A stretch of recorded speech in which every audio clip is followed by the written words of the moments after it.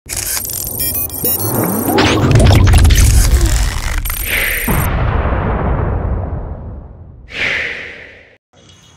káàsán sister mi. A gbọ́ pé wọ́n ní wọ́n jí mọ́mì wa gbé ní ọjọ́ ìjàrùn tí í ṣe ọjọ́ Monday. So kí ó tó di pé wọ́n jí màmá gbé àti pé lẹ́yìn tí wọ́n gbé wọn báwo ni nǹkan yẹn ṣe ṣẹlẹ̀ àti kí ni àwọn nǹkan tó padà ṣẹlẹ̀ lẹ́yìn yẹn. Ọjọ́ tí wọ́n jí màmá gbé gangan ọjọ́ Monday ni wọ́n close ní shop ní aago 9 níbi kára tí wọ́n ti ń ta màálù lọ́nà Mẹ́kọ̀. Wọ́n dẹ̀ ń bọ̀ ní Ayétòrò láti wálé wọn wá sùn. Bí wọ́n ṣe dé ibi ọ̀nà Ayétòrò níbi abúlé kan tí wọ́n ń pè ní abúlé Omilende, ibẹ̀ ni ọ̀rọ̀ ìṣẹ̀lẹ̀ yẹn ti ṣẹlẹ̀. So ọ̀kadà tí wọ́n gbé àwọn pípù yẹn wọ́n bò wọ́n mọ́lẹ̀ níbẹ̀ wọ́n jáde sí wọn. Ọ̀kadà wọn nìkan dẹ̀kọ̀ ni ó ń bọ̀, ọ̀kadà kan ti ṣáájú wọn kọjá, ọ̀kadà tí wọ́n wá ń bọ̀ lẹ́yìn ọ̀kadà yẹn wọ́n ṣe fún títì nìyẹn. Ẹ má bínú mà ṣe Nàìjíríà ẹlẹ́ adẹ́tífẹ́yìn tó wà lórí ọ̀kadà tó kọ́kọ́ kọjá yẹn. Àwọn tó kọ́ ìyàwó mọ́mì wa àti èrò ọlọ́kadà èrò ní àwọn ìyàwó mọ́mì wa ló kọ́kọ́ ṣáájú pẹ̀lú èèyàn kan tọ́kadà dẹ̀ gbé wọn. According to investigation a gbọ́ pé wọ́n ní Sẹ́ríkì náà kọjá lọ́nà yẹn ní táìmù yẹn. Sẹ́ríkì ló kọ́kọ́ kọjá lọ́nà yẹn. Ló kọ́kọ́ kọjá ń bẹ̀. Ló kọ́kọ́ kọjá bó ṣe kọjá ni àwọn ìyàwó mọ́mì wa kọjá kò tí ì pé 2 minutes tí ìyàwó mọ́mì ọ̀kadà wọn yẹn tẹ̀léra wọn ni àwọn pípù yẹn fọ́njá ojú ọ̀nà. Tí ń ṣe wípé tó bá jẹ́ pé àwọn pípù yẹn fẹ́ wá rọ́ọ̀bù náà ni mẹ́tẹ̀ẹ̀ta yẹn ló yẹ kí wọ́n rọ́ọ̀bù papọ̀. Mọ́mì dẹ̀kọ̀ nìkan kọ́ ló wà lórí ọ̀kadà yẹn. Mọ́mì nìkan náà wá gbé láàrin wọn. Mọ́mì nìkan náà gbé wọn lé àwọn ọmọ yẹn padà sẹ́yìn. Àwọn ọmọ 3 wọ́n dẹ̀ kí ọrùn mọ́mì wa wọ́n mú wọn wọ igbó lọ. Ṣé ẹ má bínú nínú incident yẹn a gbọ́ pé dàbí pé wọ́n ní màálù jánà. Ibi tí ìṣẹ̀lẹ̀ yẹn ti ṣẹlẹ̀ gangan màálù wọ́n da màálù sọ́nà. Wọ́n da màálù sọ́nà ibi tí ìṣẹ̀lẹ̀ yẹn ti ṣẹlẹ̀ gangan. Ok, so lẹ́yìn yẹn kí ni ìgbésẹ̀ tí ẹ ti gbé lẹ́yìn yẹn àbí tí àwọn ọlọ́pàá ti bá yín gbé lẹ́yìn yẹn? Lẹ́yìn yẹn a lọ sí station area commander láti ẹ̀kọ́kọ́ lọ wọ́n wá ní ká kọ́kọ́ rìpọ́ọ̀tù ní Jọ̀gá pé headquarter wọn ní Jọ̀gá. Gbà tí mo dé Jọ̀gá mo report ẹsẹ̀kẹsẹ̀ dẹ̀ ni àwọn ọlọ́pàá take action lálẹ́ ọjọ́ ní nǹkan bíi aago 11 gbogbo wa ṣáfù sínú igbó ní alẹ́ ọjọ́ yẹn náà di aago 6 ìdájí bọ́ kí a tó fún sínú igbó ibi tíṣẹ̀lẹ̀ yẹn ti ṣẹlẹ̀ gangan tàdébí àti àwọn ọlọ́pàá àwọn màálù tí wọ́n fọ́n sí títì yẹn wọ́n sì wà ń bẹ̀ kò sí èèyàn kankan ní ẹ̀yìn wọn. Ìgbà aṣá bẹ̀rẹ̀ sí ní mú àwọn màálù yẹn aṣọ méjì mọ́lẹ̀ pẹ̀lú àwọn ọmọ ẹ̀ àwọn màálù tó kù wọ́n sá lọ.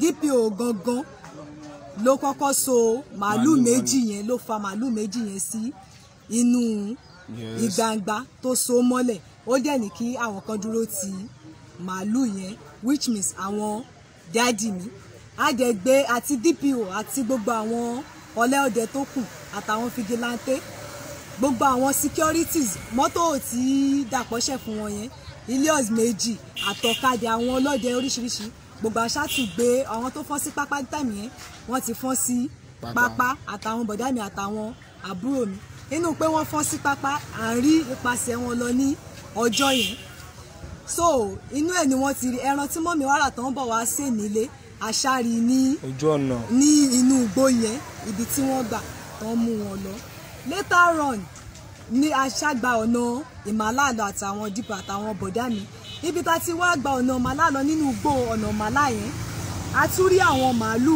omi àwọn màálù ké à ń gbọ́ ohùn obìnrin tó ń ṣe yéè bọ̀ ohùn màálù yẹn tún lọ sókè bo ohùn obìnrin yẹn mọ́lẹ̀ àwọn ọlọ́dẹ ṣàfọ̀n sí inú ìgboyà àtúgbọ́ ohùn yẹn wọ́n try tí í sí àṣàmù bíi àwọn àbòkí bíi 7 lálẹ́ ọjọ́ yẹn so lẹ́yìn yẹn ìgbà tó di ọjọ́ kẹta àwọn àbòkí tí a mú yẹn wọ́n ṣàkó wọn dé station ó tó di alẹ́ ọjọ́ the same màálù tí DPO so mọ́lẹ̀ ní ọjọ́ yẹn wọ́n pe Sẹ́ríkì ìgbà tí wọ́n pe Sẹ́ríkì pé kó wá wò ó ìgbà tí Sẹ́ríkì débẹ̀ ó ní òun ò mọ àwọn tó ní màálù yẹn ìgbà tó wá di pé à ń lòdù màálù yẹn sínú ilé ọ̀sà àwọn ọlọ́pàá yẹn kọ́ yẹn kàn wọ orí fóònù dáàdì mi ní ìgbà tí kọ́ yẹn wọ orí fóònù dáàdì mi aráṣàtẹ̀mí pariwo pé à nọ́mbà mọ́ ìmí ni wọ́n fi ń pè yìí ọ̀ṣàgbé kọ́ yẹn gba wọ́n nò àrígbé wọ́n tún pè padà náà ìgbà tó ń pè padà àṣàgbé kọ́ yẹn náà wá ń béèrè pé bá Kazeem nǹkan. ta ni bá Kazeem. ìyẹn dáàdì àbí ẹ má bínú ma ohun tó béèrè pé bá Kazeem nǹkan yẹn ṣóhun Yorùbá ni àbọ̀wọ̀n Haúsá. ohun Fúlàní ni ọmọ kékeré ohun Fúlàní ok.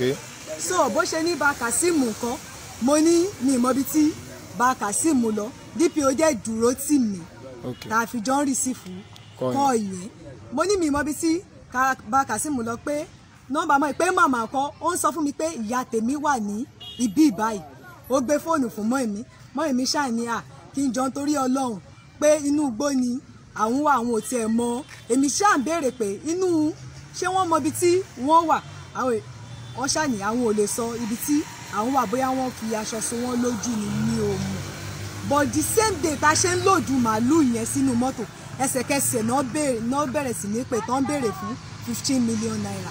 15 million naira. bẹ́ẹ̀ni. ok nísìnyí báyìí màálù yẹn gọgọgọgọgọ ṣé ti release ẹ ni àbó ṣì wà ní ẹ̀yìn àmọ́. release màálù ó ṣì wà lára àmọ́ bí wọ́n ṣe release màálù ní station. ok nǹkan tẹ́ ń jẹ́ kó yé mi sì ni pé màálù tẹ́ ẹ mú yẹn wọ́n ti release màálù yẹn. àgbèdè station. náà wọ́n ti wá release màálù yẹn sí. wọ́n ti release màálù yẹn nísì. ok. because ẹni tó ní màálù wọ́n ní pé ó wá ìgbà tí mo dé station lọ́jọ́ kejì ẹni yẹn bá mi bẹ̀ pé òun lòun ní màálù bí wọ́n ṣe wá yanjú àárín yẹn tán fi release màálù àwọn ò mọ̀. wọn ò jẹ́ kẹ́yìn mọ̀ ń pa ẹ̀. wọn ò jẹ́ kí àwa mọ̀ mọ́. ok lórí wíwá ẹjọ́ nọ́mbà tí wọ́n ń pè yẹn ṣé fóònù yẹn ó sì ń lọ sìn. fóònù láti ìjẹta ní ìsìn nọ́mbà yìí ò lọ mọ́. but the last call tí mo gbé gbẹ̀yìn wọ́n ní láti máa sọ fún mi pé because throughout kó tó di pé kò lọ láti ìjẹta yẹn ìjẹrin yẹn throughout wọ́n pè mí wọ́n dẹ̀ fún mi ní warning pé ṣèbémi ni Búṣí. ok definitely wọ́n mọ̀ yín àbí. wọ́n mọ̀ yín wípé àwọn ti pe àbúrò mi kan Fatima tó wà ní school. pé àbúrò mi yẹn dẹ̀ ti ní owó wà ńlẹ̀ pé owó ti wà ní ọwọ́ tèmi.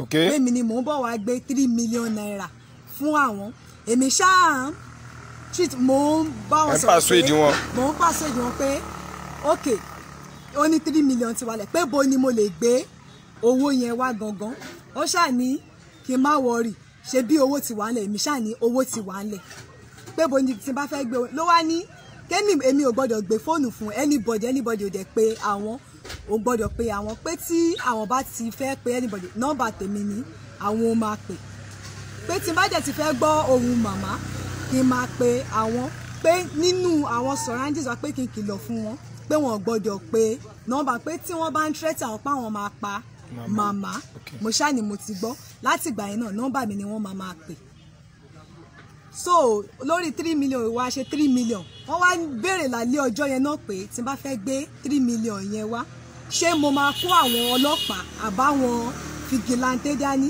mo ṣáà sọ fún pé báwo ni mo ṣe máa kó wọn dání pé mi ò ní kó wọn dání wọ́n ní tó bá ti fẹ́ gbówó yẹn wá pé èmi gangan ni kí n gbé owó yẹn wá o mo ní òkè mo ti gbọ́ pé bo ni mo lè gbé owó yẹn sí ló fi ní kí n fún òun ní 1 minute kóun bá ọ̀gá òun sọ̀rọ̀ látòrí 1 minute yẹn kò pè mọ́ ó tún pè ní bá ṣe wá ti Eléwéran àwọn tá a mú yẹn a kó wọn lọ sí Eléwéran bá ṣe wá dé ní ìjẹta láti Eléwéran yẹn nọ́mbà yẹn kàn tún wọlé ní ètò ìjẹ́ nọ́mbà mọ́ èmi tán fi ń pè fóònù tèmi dẹ̀ ti wà ní low battery bí mo ṣe fẹ́ píìkì kọ́ yẹn fóònù mi kàn kú ni mo bá sáré gba fóònù dáàdì wa mo bá kí síìmù mi bọ̀ ìgbà tí mo kí síìmù tí mo ń try nọ́mbà yẹn ò ṣàlọ́ mọ́ ti now switch off ní nọ́mbà yẹn báyìí.